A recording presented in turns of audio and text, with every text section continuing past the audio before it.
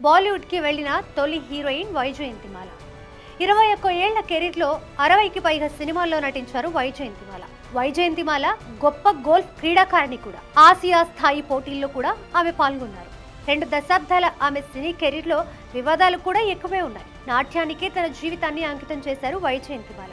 Dance academy స్థాపించి ఎంతో మందికి నాట్యంతో శిక్షణ ఇస్తున్నారు. అప్పటి ప్రేక్షకుల ఆరాధ్య దేవతయ్యారు. భారతీయ చలనచిత్ర చరిత్రలో తొలి పాన్ ఇండియా హీరోయిన్ గా ఖ్యాతికెక్కిన నటి వైజయంతిమాల. 1950వ దశకంలోనే తమిళ్, తెలుగు, హిందీ భాషల్లో హీరోయిన్ గా నటించి అప్పటి ప్రేక్షకుల ఆరాధ్య దేవతయ్యారు. బహుముఖ ప్రజ్ఞాశాలి అనే మాటకు నిలువెత్తి నిదర్శనం వైజయంతిమాల.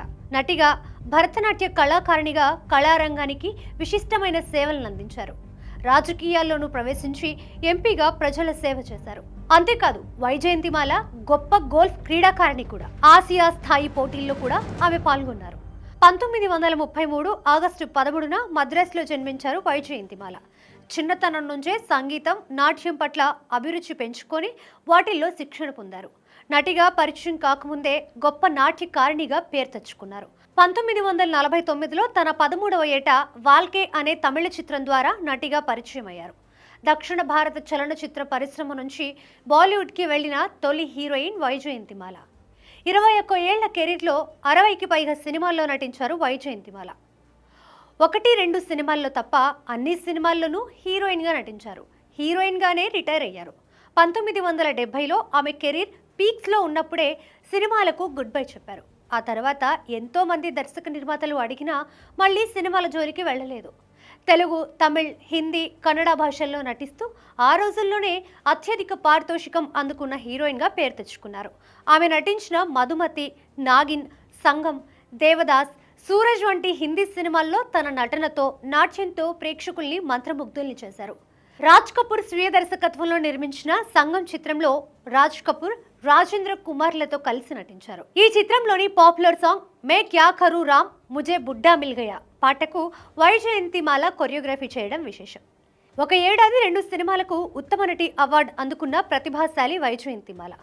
దేవదాస్ చిత్రంలో చంద్రముఖి పాత్రలో నటించిన ఆమెకు ఫిలింఫేర్ ఉత్తమ సహాయ నటి అవార్డును ప్రకటించింది. అయితే తను కథానాయకినని, సహాయ నటిని కాదని ఆ అవార్డును తిరస్కరించారు. 2 దశాబ్దాల ఆమె సినీ కెరీర్లో వివాదాలు కూడా ఎక్కువే ఉన్నాయి. అయితే వృత్తి పట్ల నిబద్ధత, క్రమశిక్షణ కలిగిన ఆమె ఎలాంటి సమస్య వచ్చినా ఎంతో ధైర్యంగా ఎదుర్కొనేవారు. రాజ్ కపూర్తో వైజయంతిమాల చేసిన సంగం సినిమా పూర్తి కావడానికి 4 ఏళ్లు పట్టింది. ఈ సమయంలో వాళ్ళిద్దరూ ప్రేమలో పడ్డారని, పెళ్లి చేసుకునే వరకు వెళ్లిపోయారని ప్రచారం జరిగింది. ఈ విషయం తెలుసుకున్న వైజయంతిమాల అప్పటి నుంచి రాజ్ కపూర్ను దూరం పెట్టారు. తను ఎవరితోనూ రిలేషన్లో లేనని తన ఆటోబయోగ్రఫీలో ఆమె పేర్కొన్నారు. అప్పటికే పెళ్లైన చమన్ లాల్ బాల్ని 1968లో పెళ్లి చేసుకున్నారు. ఆ సమయానికి కమిట్ అయి ఉన్న సినిమాలను పూర్తి చేసి 1970లో సినిమాల నుంచి తన రిటైర్మెంట్ను ప్రకటించారు. సినిమాల నుంచి విరామం తీసుకున్న తర్వాత నాట్యానికే తన జీవితాన్ని అంకితం చేశారు వైజయంతిమాల. డాన్స్ అకాడమీ స్థాపించి ఎంతో మందికి నాట్యంతో శిక్షణ ఇస్తున్నారు. వయసును కూడా లెక్క చేయకుండా ఎప్పుడు వీలు దొరికినా నాట్య ప్రదర్శనలు ఇస్తూ అలరిస్తున్నారు. ఇటీవల 92 ఏళ్ల వయసులో ఒక కార్యక్రమంలో కుర్చీలో కూర్చొని నాట్యాభినయం చేసి అందరినీ ఆశ్చర్యపరిచారు. కళారంగానికి ఆమె చేసిన సేవలకు గాను 1968లో పద్మశ్రీ, 1979లో కళైమామణి, 1982లో సంగీత నాటక అకాడమీ పురస్కారాలు లభించాయి. 2024లో అత్యున్నత పురస్కారం పద్మవిభూషణ్తో వైజయంతిమాలను సత్కరించింది కేంద్ర ప్రభుత్వం.